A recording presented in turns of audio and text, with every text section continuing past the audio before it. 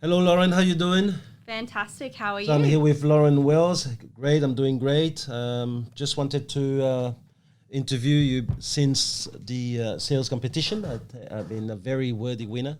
So if you don't mind, I'm going to ask you a few questions and maybe share it with other people. And hopefully those ideas can really help even newcomers or other performers to maybe follow your example.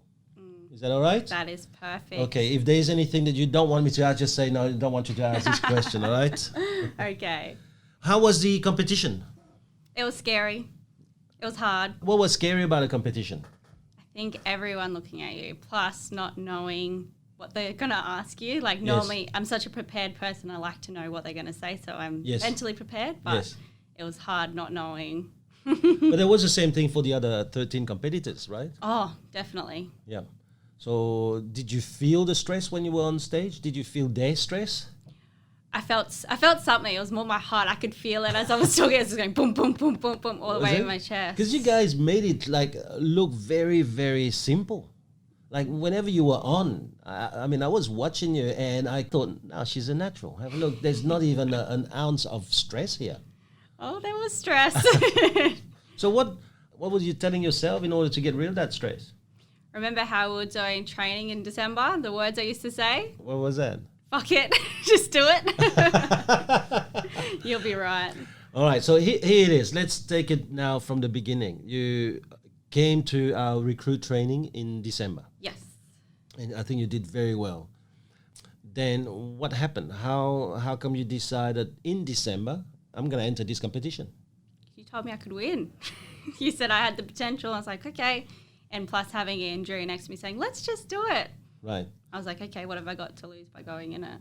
Okay, so did you have like fear when you decide to enter? Did you have the fear of maybe being ridiculed in public or anything at all? Can you just share with us? Because it can't be that normal. Because a lot of people think you're a freak. I think, no, there's no such thing as a freak. I think that there's someone who had the same fears as anybody else, but actually can't conquer her fears. Yeah, when I first said I was going to do it, I was excited. Yes. And as the weeks slowly went on, I was like, oh, crap.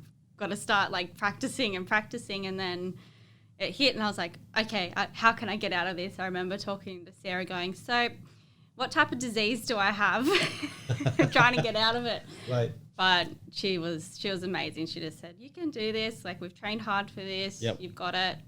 But I don't know how half the people got up there. I was so nervous. So everyone that went up there was just incredible to even get up there. Yes, I understand that. So you entered the competition before Christmas. Did you study during Christmas? Yes. Okay, so that was a bad Christmas. I mean, Christmas where you had to spend time studying. I mean, how did you study? Because I know that quite a few people actually studied during Christmas too, because obviously they wanted to win. Yeah, well, what I did is I stuck everything on like palm cards. Yes. And then blue tacked them to each part of the house. So when I went to the fridge, I'd see page 1, and then when I went to the bathroom, I'd see page 2, page 3, all on the mirror. Yes. And eventually they ended up falling down, and then I had to rewrite new ones, and then at work I'd just have them everywhere, so I was always looking at them.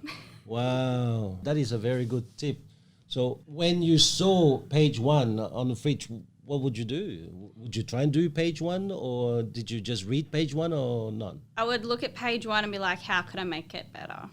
Okay. And then when I'd be in the bathroom doing my hair, I'd be like, oh, this sounds good. Let's redo this one. And then I'd go into training with Kim and be like, hey, how does this sound? And she'd be like, oh, yeah, that's good. Like, and try and work on it to make it my own, not just scripted from the book. Yes.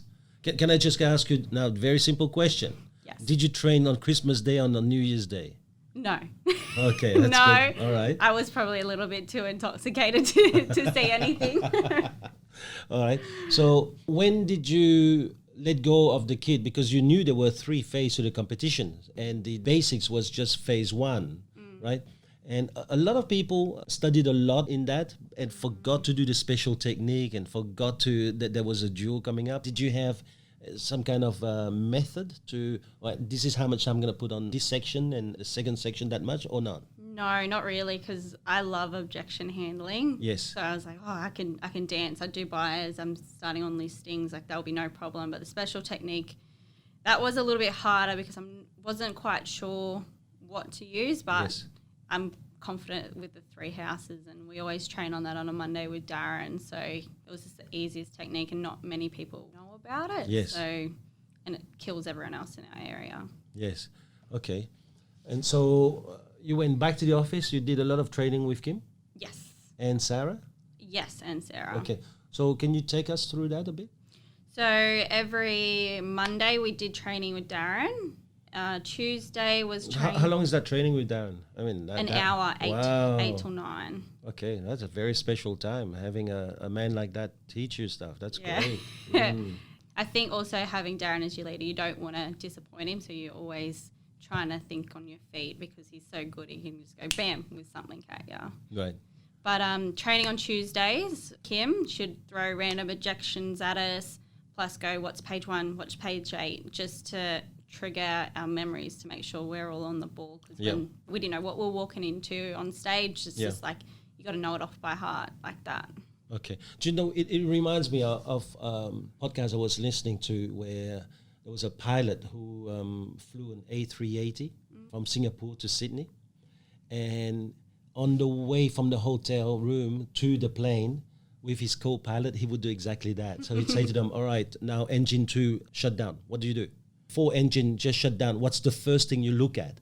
And he would just role play that every single time with his pilots. And there was an incident that happened on that flight, Singapore to Sydney, where one of the blade of the engine just broke off and damaged another blade, which disintegrated into piece and totally destroyed that engine. And it created holes in the wing. And within about, I think, 45 seconds, 13 out of 14 system totally went into shutdown. I mean, whatever he did, he went, all the role plays and all these things that he's done actually helped him. Plus, he simplified things. And he took the plane back to Singapore, right? Wow. And they actually had about over 100 pilots to simulate that crash. And including Sully, pilot who landed the plane on the Hudson River. Oh, yep. Even he crashed the plane. So 100 pilots crashed the plane. This chap here, thanks to the role play and the constant reminder, and like you were doing on the fridge, you know, looking at this, straight away you're thinking about it, and that saved him. So listening to you, you had actually created automatism in yourself. Yeah, definitely. Because did you notice when the competition started, a lot of people who lost were the people who hesitated. The judges didn't like that. No, I know. And I think I was number 13. Right. You got to be able to see what people were doing, and you could be like, oh, I know not to do that, and how I can improve on it. It sounds really messed up, but I was like, oh, I can do that better. And make sure to use your hands, make sure to smile, make sure to use your voice a little bit more. And then when I got off stage, I was like to Darren, what can I do better? And he's like, just smile. Yeah. Yeah. But did you think that being lucky 13 was important, or would you have liked being number 1? No. I still remember the person who got clapped because she was number 1. I think that's Andrea. Yeah. And how stressed she was. I thought to myself, you don't want to be clapped at number 1? Oh, number 1 would have been the hardest because you're the first. Yes. Being number 1, even though I train so hard, it's like it's a build-up, especially being close to the end. It's like, oh, at least I know what I'm walking into, even though you didn't know the questions. Still scary. What about the judging of the first part? They were good. I think rewording the questions would have been a lot better. Right. But in presentations, you're not going to get people that are going to be Repeating repeating the questions for you. So I couldn't think of anything. I was just so stressed. Who was your favorite judge? Oh, probably Cam. Why? I mean, everyone in the room thought he was hard. Yeah, but if they're hard, it means they're going to be the best one. So if you can win them over, you've won everyone else over. Because when you did part 3, you picked him, and I thought, you're crazy, or you're game, right? I was game, but funny behind that story is I sussed him out before at lunch to see what he wanted people to do, and he said, oh, I just want people to ask me how I'm feeling. So he was really based on emotion. Yes. So you could actually see what would win him over. No way. So at lunchtime you went around like testing judges just to find to see who was the softie. Yes. Wow, that was very, very good. Okay, so as you delivered the first set, did you notice how the first set was a little bit tougher than just a speech in the basics? Yeah, because at the end of the day, the judges had to show they were hard. Yep. They had to show that you had to win them over. I think they were probably just as nervous as what we were because they Yes. were like, oh, we know this question. Yeah. Some people thought, it was way harder than what it was in the manual. It was way harder than the recruit exam. I don't think so. I think the recruit exam is hard, but because you don't know it. If you went up there and you know it, it shouldn't have been as hard. But Right. it's probably just the wording and the way having everyone look at you is probably the hard part. So you were then chosen in the top 10. Yep. How did you feel then? Oh, you've probably seen me. I was like, woo, I get to do some objection handling. So it was, And that was your strength, right? You knew Yeah. I'm going to be fine. If I'm in the top 10, I'm fine, right? yeah. But then Andrea didn't make it. So how did you feel for her? I felt bad because I know she's good at objections. Yes. And I know she could have done better because being number one would have been hard. Yes. But I reckon she would have smashed it if she got into the next round. So what if though the first 4 that got eliminated said, oh man, if only I had passed that, I would have annihilated everyone in section 2 and section 3. What would you tell them? Should have got through part 1. Right, I see. But what if they said, well, I don't use part 1. It's so basic. I actually have got way more advanced technique than part 1. Well, work on it so you can get better because if you can't get the basics right, you can't get part 2 and part 3 right. Okay, all right. So what number were you in part 2? You remember? Oh, I think I was 7. Yeah, so you're towards the end, weren't you? Yeah, Yep. so I was lucky again in that aspect, lucky number 7. Yes. So I got to see everyone else with their objections and how they handle it. Because I was trying to make mental notes of what everyone was saying because some of the things everyone was saying was just pure gold and not what I've ever heard before. So I was like, oh, I need to remember this and this and this so I can work on it to Yes. make it better. Were you already thinking about the duel in part 2? Were you already thinking, oh man, this person is like this is... Yeah. Were you already thinking yeah. that? Yeah, well, you got to look at everyone. Same as your competition in the marketplace. You got to be like, what's their strengths, what's their weaknesses? Yep. Okay. And go off that. All right. And then came lunch. Yes. But by lunchtime, you didn't know whether you would make it No. into the top 4. So how was lunch? It was stressful. Got a bowl of chips and only had like 2 out of it. I was too nervous to eat. And plus, when you eat, you get tired. And I was like, no, I've got to be on my game if I do get into the next round. And I remember I was sussing Abdullah out and I was sussing Cam out to see what they were thinking and if they knew I was in the next round and what they thought of part 2 and what I could have improved on. But Cam just really wanted someone to touch on his emotions and Abdullah's just like, I'm not saying anything. So, Right, I see. yeah. So you came back from lunch, and then when was your name called? I was last. You were last. So let's imagine 3 had already come up. What went through your mind then? I was like, oh, that's okay. I've learned. I've done it. Who beat me? But when my name got called out, I was like, yes, I get to duel these people and have some fun because towards the end, that's when all the nerves have all gone. The adrenaline's still going and it's just like, I'm going to get you. Okay, so you were not nervous in part 3? No, not at all. Not at all. Not at all.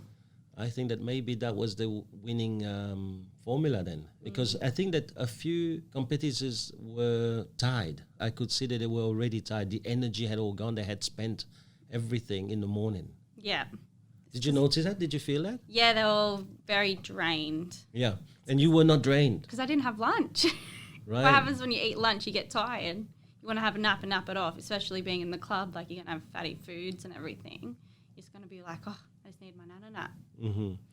And then what do you think was the winning formula for you when you were doing all those duels? I mean, we know the technique that you got. It got everyone's clapping, right? So immediately I knew, all right, this is going to score very, very big. It's going to be very hard now for everyone else dueling Lauren to beat her if she holds her ground. So what do you think was the winning formula for you in the duel?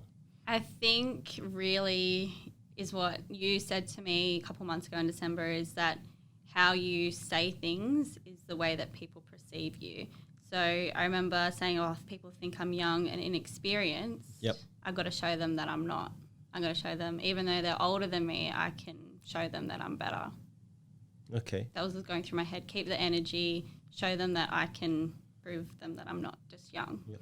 Do you remember that line about family? I'm here to save you money. Yes, I'm here not to keep the family together. I'm here to make you money. Yes. And that line really got a lot of people going, wow. I thought that was the jewel moment where you won. Yeah.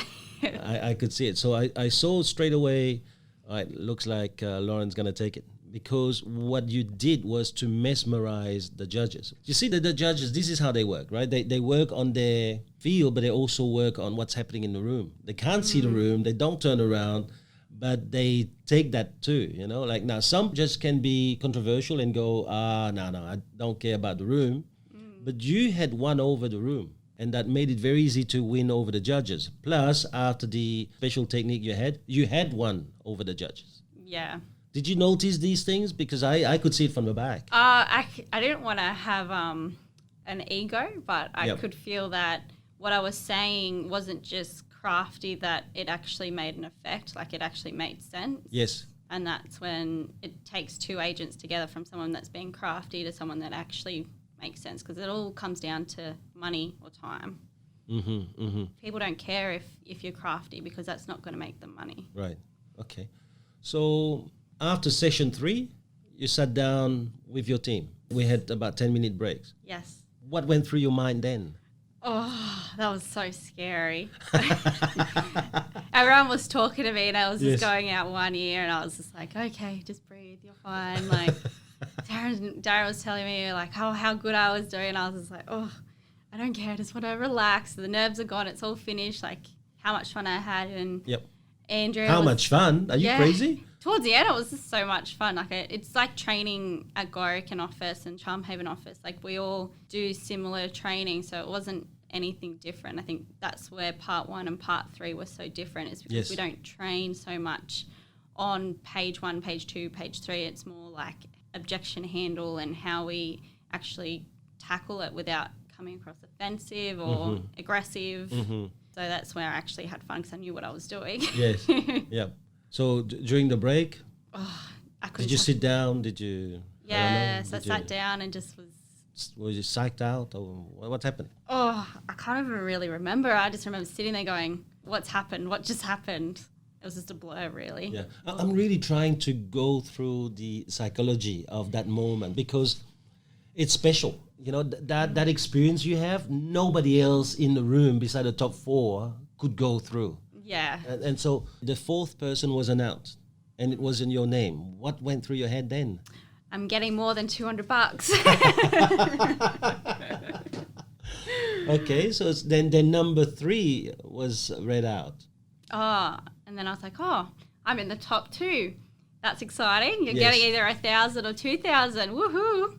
Yeah. And then when we both went up there, I was like, oh, Darren's a hard person to beat. He did win the judges over with Kim and the background, of course. So I was like, oh, it's going to be hard. And I was just sitting there nervous. I was trying to present number 1 and number 2. At any point in time, did you think, I think that Thomas just gave it to me now? Or did you think, I still don't know, the stress is still going? Yeah, I didn't know, honestly. Right. I had no idea. It was a good game between us two, me and Darren. Yep. He's a great agent. So it could have really come down to anything. Okay, and then number 2 was announced. You knew you won. What went through your head now? Don't jump up and down and and get too excited, because like at the same time you got to remember that everyone has feelings, so you can't get too excited. You got to remain humble and relaxed. So I was like, I just had a little smile. I'm not sure if you watched the video. I was just like, okay, I won. And then when I got back, I was like, yay! So you control yourself out of respect for Darren. Yes. Wow. Yeah. Because like I used to watch a lot of Miss Universe contests and stuff like that. Yes. And you'd see the other person's face when they didn't win. Yes. They're quite disappointed. But you got to make sure that that doesn't happen, because I would feel so hard for that person if that was me. If they were jumping up and down like a crazy person. Yeah. You got to... I noticed that, how controlled you were. So you were standing on my right, and I could see when I announced the second placing to Darren that you really control yourself. Yeah. You know, you wanted the room to clap for him, Yes. right? And I thought it was a beautiful moment. And then you won. Yes. Right? What happened afterwards? What happened on the way home, or what happened downstairs? Because I know you guys were celebrating. Yeah. So as soon as Is that when you lost all your $2,000, all the drinks? Oh yeah, it was a big night. No, I'm kidding. No, I had an instant headache, I think, from all the stress and build up. So I went down with the guys and had a drink, had a celebration, and everyone was trying to convince me to go out and spend the $2,000. I was like, no, I'm going to control myself. And Very good. Just had a couple of drinks and went home and celebrated. Right. Okay. So very controlled and relaxed. So listen, because it's fresh in my mind, I still remember day one of your recruit training here in December. Yes. You didn't have that kind of smile I see today. You were very serious. Yeah. What happened in that room? How come you were that serious when you walked in? I mean, was that bad? No, I think knowledge is power. So when you know something, you can smile, because you know exactly what's going to happen. You know exactly everything. But when you don't know anything, you're like, okay, I need to listen. I need to learn. And that's probably the difference now, is that I've learned everything in the book. And now I can be like, okay, I know it all. Yeah. Because one of my remarks to you in day one is that you're too serious. Yeah. Didn't smile enough, right? And so it's totally different here now. Yeah. So what went through your mind as you did this competition, or was it the same, or did you change during the recruit training? I just wanted to know, because you're a totally different person. Yeah, I changed a lot during the recruit training. Right. From day 1 to day 3, I'd become very strong with what I knew. Yes. But I was still nervous. That's like when in the test I was like, oh my gosh, Yes. said the F word. And I was like, it's not going to happen again. Not going to happen again. And that's when I was like, okay, you need to actually focus. And being serious is not always fun, but it's the only way I can learn is if it's serious. Because if you're just having a laugh, then it just goes one ear and out the other. Yes. Now, having gone through the competition, did you feel like you've gone up to next level? Yeah. From possibly December to now, Yep. everyone can tell that I can't be walked over now. So not that I used to, but I used to just let things slide. But now I'm more voiced. I can just say what I'm feeling, and I'm stronger in my delivery. I'm stronger in how I present myself. Like, I'm more confident. Yeah, I still remember we had the discussion of some people like putting appointments in your diary without talking to you, and I told them to go and fuck themselves. Remember that? Yep. Yeah, which I don't know whether you really followed that advice, but do people take you very different now? Yes. Okay. Very different. So even coming back from your training to the next day at work, it was a great feeling, because going from a benchy to a buyer's agent, especially in a team, everyone just thinks like everything's given to you. So now I've got that. I'm working hard, and I'm going to prove you that I can do this. Anyone went back to the office and thought, I should have entered because I would have beaten you? No one said that to me, but I feel like some people felt like they could have gone in. Yeah. Which is good, because then it's not as scary. So when the next competition comes ahead, we'll be like, oh, well, you've seen me do it. You can do it now. Yeah, but this time we're going to change the questions, you see. Yeah. Well, that's it. You have to make them harder. Yeah, well, you never know. Now they're going to have to second guess themselves. Should I, shouldn't I? Will things change, Yeah. So let's talk a little bit about you. Can you tell me a bit about you? Was real estate your first job? No. So I started working at McDonald's. Yes. When I was 13 and 9 months old. Wow. Okay. And then I worked there till I was 18. Yes. And then so you've learned a few tricks from McDonald's. What did you learn? Oh, the training that they give you is incredible. In what way? Their structure. So it gives you a structure similar. Every 30 minutes they check the toilet. So when I was working there, and I can still remember it, like being 13, is that busy periods, you check it every 15 minutes, and then in quiet periods, every 30 minutes. And if a manager walked in and seen that the toilets are dirty, you would have to go clean that in your own time, not when you were on the clock. So when you finish work, if the toilets are dirty, you'd have to go clean it. So it's very different now to McDonald's possibly in the standards, but when I worked, it was very, very professional, and every client had to leave feeling special, especially when every client had to feel. I mean, you're only giving people a burger. What would you do to make them feel special? So, because my older brother was actually the store manager and the area manager. So Right. Wow. So I had big shoes to fill in for. So he always used to say, make sure you look them in the eye, make sure you smile with your eyes, make sure that you go above and beyond for that client, because you know what, they're going to come back in. Even though it's just Macca's, they want to have to come back. They're not going to go, oh, this chick, she can't do what she's doing. Like, I need someone else. Like, how hard is it to give someone a burger? But if you can make that experience that little bit easier, then they're going to keep coming back, because sooner or later people are going to be like, say Hungry Jack's, you go to Hungry Jack's drive-through. Oh, it takes forever. If you can make that process that little bit easier with a smile on your face, they're going to keep coming back. Okay, wow, all right. Anything else you learned from them? Because you know that I did a podcast of a man who started around the same age as you. Yes. Right, and he was actually talking about that structure. Yeah, it is amazing training. So especially like with their modules that they do on their Macca's online, very similar to our Wiseberry online. Yes. So they make you do these modules, always they don't give you shifts. And it trains you from making burgers to customer service, and they'll actually quiz you along the way to make sure that you know this. And then actually the manager will come through the drive-through to make sure you're upselling. Because if you don't, you have to give him $2 for the apple pie that you didn't upsell them. You're serious? So what? And being my brother, I had to. so how would you upsell them? Well, to say, oh, do you feel like having dessert? And they'll be like, oh, I'd be like, it's only extra $2. Let's add it on. And they'll be like, okay. Wow, that's very simple. Okay, and so at 18 you left? Yes, so I left to run an Airbnb in the Hunter Valley with my sister-in-law and her family.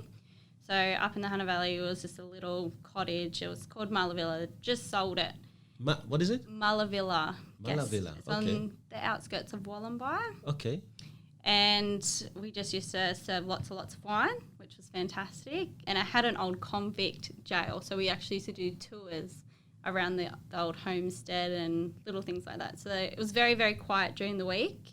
Yep. But on weekends it just used to go crazy, and then get the car clubs through. And then because I got a strong passion for cars, right, that I used to go down there and be like, take photos and post it all over their social media, and people would come every, say, month they roughly came around and just go off our social media for all the car clubs, and then we'll get car clubs messaging us going what other car clubs are coming through. So quite a good experience. But I was only there for, I'd say, 2 years. Yeah, I quit when I was 20. Why? Long story, but I was in a really bad car accident, because it is quite a scary long road up there. Yes. So at least a long weekend, driving up with one of the workers, the car rolled 3 times, and I just put the window up.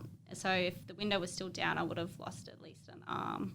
Wow. So it wasn't worth the drive, I would say, because every time you went up there, people would be on the wrong side of the road. There'd be wombats, there's kangaroos everywhere, and plus trying to get to work. Which road? The Putty Road? Bumble Hill at Yarramalong, so you'd go straight up through there. And so were you badly hurt? What happened? No, thank gosh. Okay. Thank gosh. All right.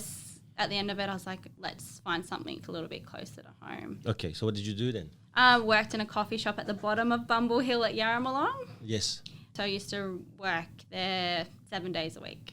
So I did that for roughly around 6 months, and then found myself at Tuggerah at another coffee shop. Yes. Then I got approached by one of the girls who worked at Michelle's Patisserie at Baddo Bay. Yes. Ended up over there with her, making coffees, running the shop in the afternoons.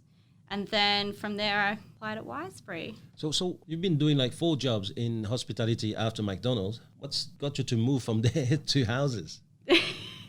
Money, to be honest. Okay, that's good. Yeah, so money really was, especially being in hospitality, you don't earn a lot of money. So for where I wanted to be in life and the money that I wanted to make, I couldn't possibly do that in hospitality. And one of the girls I used to be quite good friends with worked at Wiseberry. We used to go out for dinner, and she'd come in a little uniform and talk about all the houses that she sold. And I was like, oh, that sounds like lots of fun. Can I come see if I can get a job? You're a bit of a go-getter, aren't you? Yeah. Okay. So from there, I got the job at Wiseberry, and especially from, I guess, being at Macca's, you start as a little person, and then you work your way up to like McCafe, and then crew trainer, manager, store manager. Very same at Wiseberry. You work your way from a benchy to hopefully running your own office. So as I see myself, I want to keep moving up the ladder. Yes. And I'm not happy till I get to the top. Yes, yes. So you had a job there as a benchy, obviously, for how long? Ooh, I was probably December. That's when I got promoted to join Sarah's team in the island. So it was roughly around 5 months. Okay. From a benchy to a buyer's So agent. in 5 months, you managed to push your way into buyers. How do you do that? Because it's a very hard team to climb the ladder. Yeah, so what happened is we did the 60 days of training at Wiseberry. Yep. And when we got from Wiseberry, there was all of the new benchies, and I don't know, I have this superior complex, so I have to be better than everyone. So the person who brought the most leads in, I felt really got to get promoted. So in that period of 60 days, it was quite close between me, Jade and Thomas, but I got pulled aside by Darren saying, do you want to join the island? And I was like, hell yeah, step up, why not? So, and then ended up in the island. So you're competing against Thomas and Jaden. How was that competition? I mean, how can you be colleague and compete? I think just to make sure that you do one more step than them. So if they did 150 calls, I'd do 160. Right. How can you talk to 160 people a day? Oh, it was hard. Yes. It was hard. I remember most days all of us would just eat lunch at our desk because we wanted to get those extra calls in so we could all be better. Right. What was the motivation for you to do that extra? Money. It really came down to money. Okay. Really, because being so young, like you want to get a house, you want to get the nice cars, you want to get nice things. Yes. So really, I could see myself, if I brought in a lead, that's $100. Yep. $100 is working towards a new car. You're very goal-driven. Yes. All right, so you got into the position of benches. Is it a bad position? No. Okay. I think some people think 150 calls a day, but when you get, say, 6 months, 7 months down the track, the people that you've spoken to are coming back to you because they know you called them every month. They know that they've seen you letterbox drop in, they've seen you door knocking in the area, so they know that you're working hard. So being in that position where you have to do that every day is kind of a blessing in disguise because you actually get to speak to people. As when you step up to a buyer's agent, you get to talk to people and sell houses, but the prospecting feels like a chore and you don't get to build that relationship with the clients in your area. So being a benchy sets you really up for your future listings. Yes. So as a benchy, you did 150 talk to a day, right? Yeah. Now, as a buy agent, what's your duty? So I have to speak to at least 50 prospects a day and then have at least 2 to 3 buyer appointments a day. Okay, so you had to prospect 50 people. So you're still canvassing your area? Yes. And your contact database? Yes. And then you have to get 2 to 3 appointments? Yes. What if you can't get 2 appointments in a day? It's an extra 25 calls. Okay, all right. Whether it's buyers or prospects, so at least for the next day, you've got those clients, they're ready to go. So if you get, say, 25 buyer calls in, you at least get 3 appointments from that for the next day, and it makes up for it. So as long as you've got your face-to-faces and your listing appointments, then you're set. Okay, so some people would say, hold on, you're dealing with buyers. Why would you be training on listing and objection handling when you're really only dealing with buyers? Because that sets you up for your next step up the ladder. Right, I see. So from buyer's agent to listing agent, that's my next goal, because that's where you start to make all the money. Okay. Oh, wow. I think you're very inspirational. Now, what's in store for you over the next, let's say, 5 years? So my big goal at the end of the 5 years is actually to buy a business, whether it be a hospitality or childcare, because both of those industries both have their strengths. Yep. So I was talking to an interesting client in Gorican, and he owns a few childcare centres, and he just makes the most amount of money just owning them, not running them, not doing anything. He just owns them and people run them. Like, what a great business that would be. Right. Hospitality, I miss it, love it. Always wanted to have my own business in hospitality, so maybe that next 10-year goal. Mm-hmm. But for the next 5 years, listing agent, dominate my area. Make money. Right. Yeah, travel. Okay. So why wouldn't you go into hospitality now and do all those things? it's not the right time. I feel like I've done that in my teens, into my 20s, and now it's a new change. All right. You seem to know what you want. Can I just ask you now a little bit about a few things? Number one, management. How's your managers? Oh, they're good. Fantastic. So what is it you like about your managers? So Kim's majorly like my big manager being in her team. Yep. So it's good because every week we have a meeting on Tuesday called Gloves Off, and whatever we got bothering us, we could just say it. And then She makes you cry? No. No? Does she cry? Not in our meetings yet. Maybe in the manager's meeting, but not in our meetings. Right, okay. It's very good being in her team because she's being sympathetic as well as helping you along the way. Yes. So that's also a bonus in a boss that you can go to them and say, I'm not happy. Let's fix this, as well as it bottling up. Yes. Because that can happen and then you explode. Yeah. Kurt, awesome manager. He's happy as long as we do our goals and our targets. Mm-hmm. So what does he do when he's not happy? I don't know. I've never experienced it. Oh, but you can see him doing that with other people, no? I think he just says, you got to stay here. You say to a benchy young gun, you got to stay here till you do this because you didn't make that up for yesterday. It's not punishing them. It's really pushing them to get it done in one day. So you can go door knocking the next day. You can go do those little things that gets you out of the office. Yeah, okay. All right, what about your leader? How do you find him? Darren? Yes. Oh, I love Darren. He's a good leader. He, no matter what happens, if you've got an issue, he'll stick up for you in a way that doesn't feel defensive to the other person. So he'll always back you up. He'll always have your back. And that's very, very important that you can go to a leader and say, I've got an issue, and they'll try and fix it. Yeah. I mean, he's got like 60,000 managers around him. Yep. So how did you feel having him in the room when you were competing? He didn't have to be there. No, he didn't. I remember looking over at him. He was sitting on the edge of his seat like he was about to jump up. Yeah. You could tell that he was proud of everyone up there, not Yes. just me and Andrea, but you could see with every person, like he could see them that they've grown into getting up there. How was it for you to have him there? Oh, I didn't mind at all. Right. I think the person I really wanted to impress was Sarah. She being my manager for so long and the training that she'd given me, I wanted to show that I've applied that and I'm going to go get it. Yes. One last question. Yes. What improvements do you think we should have for our next competition? I'm not sure. I think I'd have to look back really and see what we could improve on. But I think making everyone do it would be interesting. You can't make everyone do it. People have to be willing to run 100 meters sprint. Making everyone, some will start walking and then it makes the competition look bad. True. I think the more people, the more interesting it could be. Right. Or maybe more money. Maybe more money. Maybe more money. Oh, well, listen, Lauren, I think that you are going to have a great career in real estate. I think that you're very driven, and I think that your brother has instilled in you amazing qualities.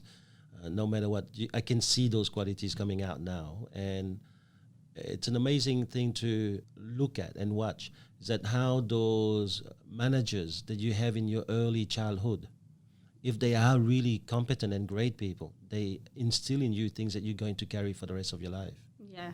You know, even the way you talk, the way you say certain things, even to me, the way you refrain from celebrating when I announce a second placing, that takes an enormous amount of, I would say, virtue, the amazing amount of compassion and care for the other person to do that, you know. And so I have no doubt your career is going to be a great one. Congratulations again. Thanks, Thomas. Well done. Thank you. All right, talk to you soon. Thank you for today.